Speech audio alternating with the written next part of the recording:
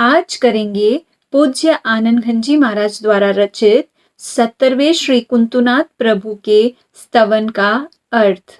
आनंद घनजी महाराज पहली गाथा में बताते हैं, मनडू किम ही न बाजे हो कुंतु जिन।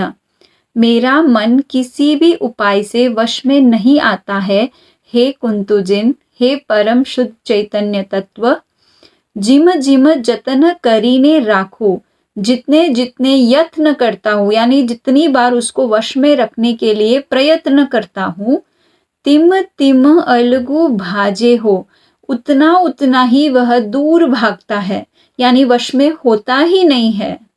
आनंद घनजी महाराज दूसरी गाथा में कहते हैं, रजनी यानी रात, वासर यानी दिन, वसती यानी मनुष्य जहाँ रहते हैं बस्ती, उज्जड़ यानी निर्जन स्थल। रात हो, दिन हो, महफिल हो, मनुष्यों की बस्ती हो, या उज्जड़ यानी एकांत निर्जन स्थल हो।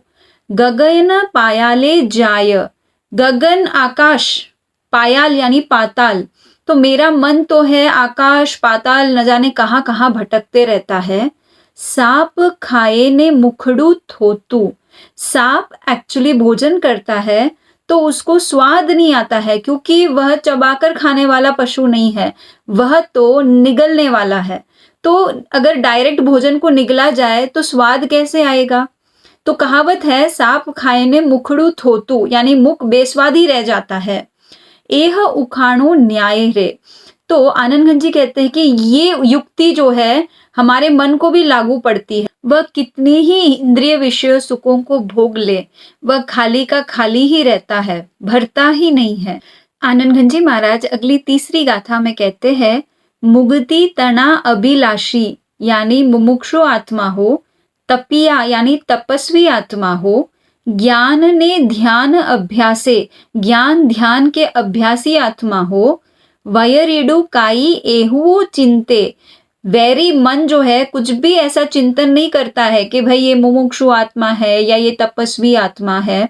नाखे अवले पासे हो, फेंक देता है उनको उल्टी दिशा में, यानी मन उनको सही मार्ग से भटका देता है। आनंद घनजी महाराज अगली चौथी गाथा में कहते हैं, आगम आगम धरने हाथे, आगम धर यानी विशिष्ट आगम के ज्ञानी, ऐसे आगमों के द्वारा यानी आगम ज्ञान के द्वारा भी, ने हाथे न आवे किणविद आंखों, उनके हाथ भी किसी प्रकार के अंकुश द्वारा नहीं लगता है ये मन।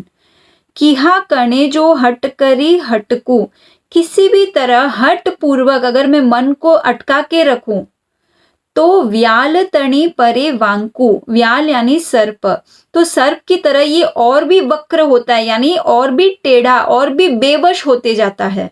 आनंद घनजी महाराज अगली पांचवी गाथा में कहते हैं, जो ठग कहूँ तो ठग तो न देखूं, यदि मैं इस मन को ठगी कहूँ यानी बेईमान कहूँ तो इसको ठगाई करते हुए देखता तो नहीं हूं।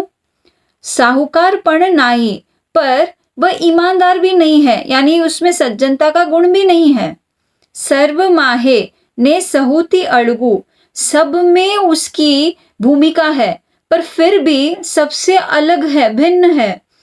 ए अचरिज मन माहे हो, ऐसा आश्चर्य मुझे अपने मन में होता है। आनंद घनजी महाराज अगली छठी गाथा में कहते हैं, जे जे कहूँ ते कान न धारे, जो भी मैं कहता हूं वह ये मन सुनता ही नहीं है। आप मते रहे कालो, अपने ही मत से अपने ही हिसाब से ये चलता है और रहता है काला। काला यानी दुष्ट, जैसे हम कहते हैं ना कि इसका मन कितना काला है, तो अपनी दुष्टता की वजह से ये मैला ही रह जाता है, काला हो जाता है। सुर नर पंडित जन समझावे, सुर यानी देवता, नर यानी मनुष्य, पंडित यानी ज्ञानी जन इसको समझाते हैं तरह तरह से। समझे न मारो सालो, पर ये साला मन समझता ही नहीं है मेरा। आनंद घनजी महाराज अगली सातवीं गाथा में कहते हैं, मैं जान्यू ए लिंग नपुंसक, व्याकरण के हिसाब से मन न स्त्रीलिंग वाला है न पुल्लिंग वाला है, वह तो नपुंसक लिंगी है। तो आनंद घनजी कहते हैं कि मैंने जान लिया कि ये मन नपुंसक लिंग वाला है। सकल मर्द ने ठेले, पर फिर भी सभी पुरुषों को गिराने में ये क्षमतावान है। बीजी बातें समर्थ छे नर, दूसरी बातों में पुरुष समर्थवान हो सकते हैं। एह ने कोई न झेले हो, किंतु इस मन को तो बड़े बड़े शक्तिशाली भी नहीं झेल पाते हैं, अर्थात मन से हार जाते हैं। आनंद घन जी महाराज अगली 8वीं गाथा में कहते हैं, मन साध्यो तेने सगळू साध्यो, जिसने मन को साध लिया उसने सब कुछ साध लिया। यह बात नहीं खोटी, ये बात बिल्कुल भी झूठी नहीं है। एम कहे साध्यु ते नवी मानू, यदि कोई आकर कहता है कि मैंने मन को साध लिया है तो मैं उसको स्वीकार ही नहीं करूंगा।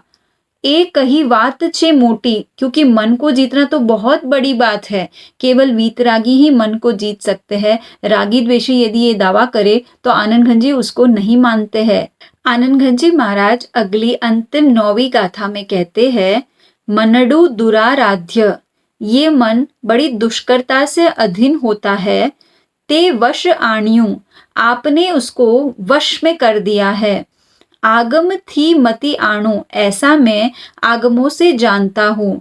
आनंद घन प्रभु माहरु आणो, वे कुंतु जिनको अपने ही शुद्ध परम चैतन्य तत्व को आनंद घन शब्द से संबोधन कर रहे हैं, क्योंकि परम आत्मा तो आनंद का ही समूह है।